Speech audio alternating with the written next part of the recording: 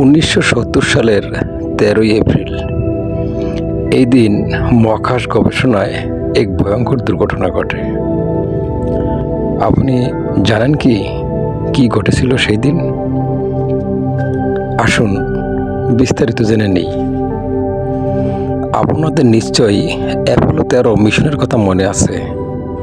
এটি 1970 সালের 11ই এপ্রিল 3 জন মহাকাশচারীকে নিয়ে চাঁদের উদ্দেশ্যে পাড়ি দেয়।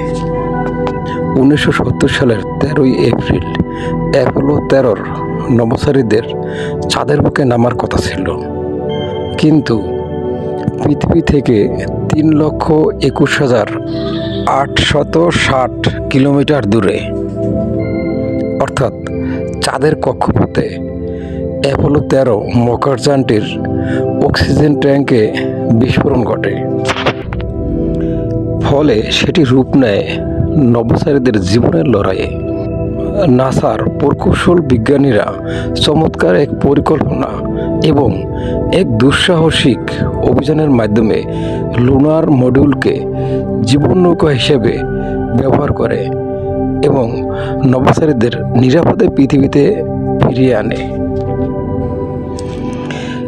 এর ফলে নাসার অভিযানটি ব্যর্থ হলেও এটি মানব সভ্যতার ইতিহাসে এক অন্যতম সাফল্যের দিন হিসেবে ধরা হয়ে থাকে।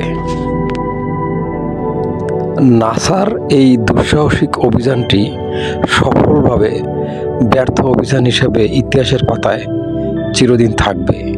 ধন্যবাদ সবাইকে।